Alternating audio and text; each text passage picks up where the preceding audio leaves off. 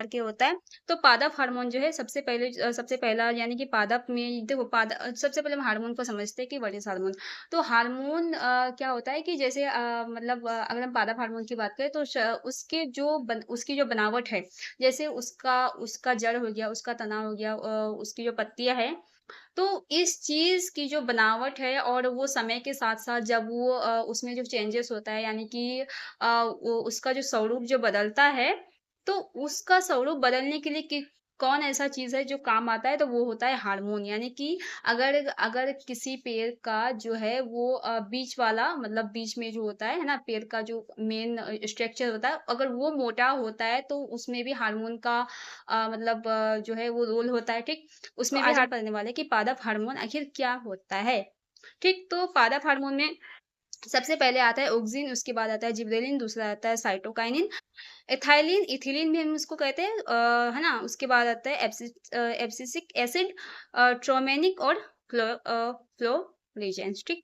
तो अब हम थोड़ा-सा हम इसको विस्तार से समझते हैं कि आखिर ये जो हार्मोन है, आखिर किसका काम क्या है, ठीक? और किस चीज़ में में क्या काम आता है? तो सबसे पहले हम बात करते हैं कि ऑक्सिन, तो ऑक्सिन जो है ये एक पौधे की वृद्धि और विकास के लिए सहायक सहायक होता है और इसे वृद्धि हार्मोन भी कहा जाता है। यानी कि जब पौधा छोटा होता है और उसकी समय के साथ-साथ जब उसकी वृद्धि स्टार्ट होती है, तो उस वृद्धि को करने के लिए जो चीज़, है ना? जिस हार्मोन का होना तो वो होता है ऑक्सिन हार्मोन, ठीक? तो पादप हार्मोन ऑक्सिन की खोज जो है वो चार्ल्स डार्विन ने की थी। उन्होंने 1880 ईस्वी में ऑक्सिन की खोज की थी। ऑक्सिन शब्द जो है वो ग्रीक भाषा के शब्द ऑक्सिन से लिया गया जिसका मतलब होता है बढ़ना, ठीक? मतलब इसका इसका मतलब ही होता है बढ़ना, ठीक? इसका मतलब ही क्या होता है? बढ़ना होता है।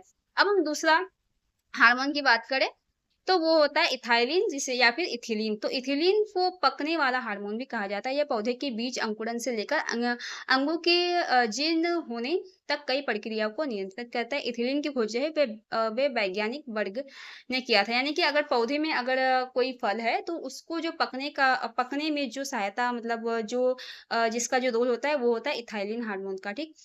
तो इसका भी अलग काम है। दूसरा आता है एब्सिसिक एसिड जिसे हम एबीए भी कहते हैं, ठीक? यह एक वृद्धि रोधक हार्मोन है जो पौधों को वृद्धि को बढ़ावा देने वाले हार्मोन के विरुद्ध कार्य करता है। यानी कि अगर कोई पौधे को अगर ये हार्मोन नहीं होगा, किसी भी पेड़ पौधे में ये हार्मोन नहीं होगा, तो पौधों का ग्रोथ कभी ज़िंदगी में रुकेगा ही नहीं। मतलब वो बढ़ता जाएगा। तो उस वृद्धि को रोकने के लिए जो हार्मोन मतलब ज़रूरी है वो होता है एब्सिसिक एसिड, ठीक है?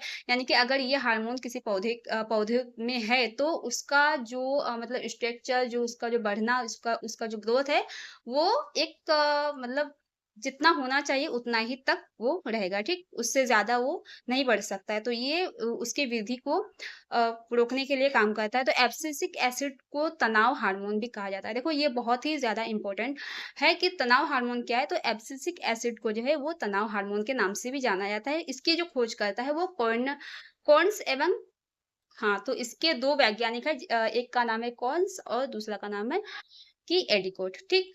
तो अब हम बात करते हैं जिबरेलिन हार्मोन जिसे हम शॉर्ट फॉर्म में जीए भी कहते हैं। यह पौधों की लंबाई व पुष्प उत्पत्ति के लिए जिम्मेदार होता है। इसकी कमी से पौधा बौना हो जाता है। यानी कि अगर कोई पौधा बौना होता है, बौना दिखता है तो समझ लो कि उस पौधे में जो है वो जिबरेलिन हार्मोन की कमी है। अगर कोई पौधा बहुत ही ज़्यादा हेल्दी है और उसका जो ग्रोथ है वो बहुत ज़्यादा ही है और वो काफ़ी ज़्यादा लंबा है, तो समझ लो कि उसमें जो है जिबरेलिन हार्मोन की अच्छी खासी उसमें है, ठीक? उसके बाद अगर हम इसकी खोज का इस ये जो है इस ये जो हार्मोन है वो पौधों की लंबाई के लिए जाना जाता है, ठीक?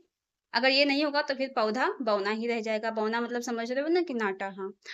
जिबरेलिन हार्मोन की खोज जो है वो जापानी वैज्ञानिक इलिची कुरोसावा ने साल 1926 में की थी। तो ये कभी-कभी पूछ लिया कि घायल कोशिकाओं को ठीक करने का कार्य करते हैं। यानी कि पौधों की घायल कोशिका क्या है कि अगर हम एग्ज़ाम्पल लेते हैं यानी कि अगर आपने कोई गुलाब का पौधा काटा या फिर किसी पौधे को काट करके अगर है ना काट लिया हाँ, जैसे कि अमरूद का अगर आपने कोई तना काट करके उसको उस तना को, उस टहनी को अलग पौधों में अगर आप कन्वर्ट करना चाहते हैं या फिर अगर आप गुलाब का एक एक जो है टहना ले लिया है ना, एक टहनी ले लिए, उसके बाद उस टहनी जिस जगह से लिए, जहाँ से काटे, तो उस चीज़ को भरने के लिए, उस घाव को, उस घायल अवस्था को भरने के लिए जो हार्मोन काम करता है, वो होता है ठीक?